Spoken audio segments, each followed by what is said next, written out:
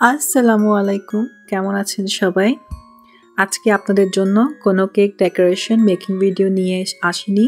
আজকে আপনাদের জন্য খুবই মজাদার একটা কেক রেসিপি নিয়ে এসেছি। আর কেকটা হচ্ছে অরেঞ্জ পাউন্ড কেক। সাধারণত কফি বা চা দিয়ে এই কেকটা হলে আর কিছু প্রয়োজন হয় না। কেকটা অনেক বেশি সফট হয় অ্যান্ড খেতে অনেক বেশি টেস্ট হয়।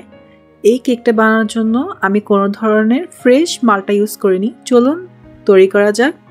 এখানে আমি 1 কাপ ময়দা নিয়েছি, দিয়ে দিচ্ছি 1 চামচ বেকিং পাউডার এবং সামান্য একটু লবণ।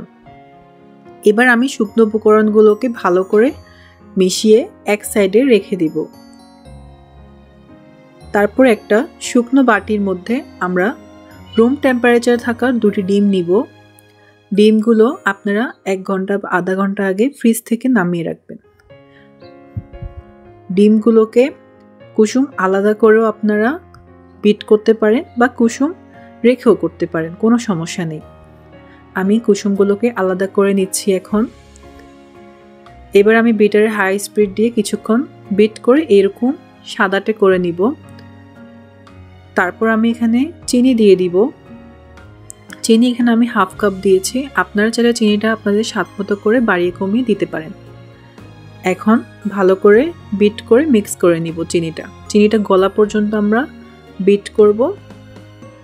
কিছুটা এরকম সাদাটে হয়ে আসলে তারপর এখানে কুসুমগুলো দিয়ে দিব। এরপর আমাদের তেল দিয়ে দিব 1/2 কাপের মতো। আর মেইন ইনগ্রেডিয়েন্ট হচ্ছে এই অরেঞ্জ ইমালশনটা। আপনারা যে কোনো গ্রোসারি শপ থেকে এটা পেয়ে যাবেন সহজে। এখানে 1 টেবিল চামচ দিয়েছি অরেঞ্জ ইমালশন এবং সামান্য একটু ইয়েলো ফুড কালার দিচ্ছি যাতে আমাদের অরেঞ্জ কেকের কালারটা সুন্দর আসে। এবার আমি এটাকে বিট করে মিক্স করে নিচ্ছি। এবার আমি একটা চালনির সাহায্যে আমাদের শুকনো উপকরণগুলোকে চেলে নিব।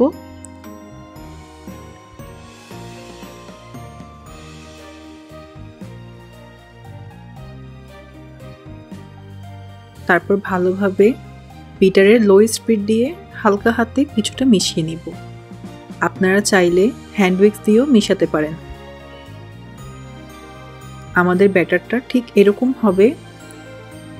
এবার আমি পাউন্ড কেকের 7 ইঞ্চি একটা মোল্ডের মধ্যে আমাদের সম্পূর্ণ ব্যাটারটা দিয়ে দিচ্ছি। কিছুক্ষণ ট্যাপ করে এয়ার বাবলগুলো বের করে নিব। আর এখানে একটা টিপস বলে রাখি, এখানে আমি সামান্য একটু পানি নিয়েছি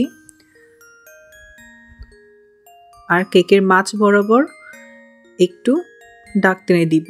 এতে করে আমাদের কেকটা ভালো করে ফুলে উঠবে এবং বেকারি স্টাইলে একটা ফাটল হবে। তারপর আমি ওভেনের কাঁটাটা 180 ডিগ্রি রেখেছি এবং উপর নিচ দুইটাই হিট দিয়েছি এবং 10 মিনিট প্রি হিট করেছি আগেই। তারপর আমার কেকের মোল্ডটা বসিয়ে দিলাম আর 40 মিনিট আমি এটাকে বেক হতে দিব।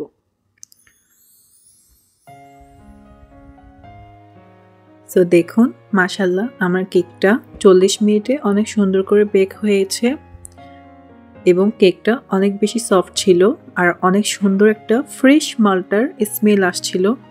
আপনারা চেষ্টা করবেন অরেঞ্জ ইমালশনটা একটু ভালো ব্র্যান্ডের দিতে, তাহলে আমাদের ফ্রেশ কোনো মালটা ইউজ করার প্রয়োজন হয় না। আর এই কেকটা অনেক বেশি সফট হয় এবং খেতে অনেক বেশি মজা লাগে। আপনারা চাইলে বাসায় ট্রাই করতে পারেন। আমি আপনাদেরকে কেটে দেখাচ্ছি ভিতরটা।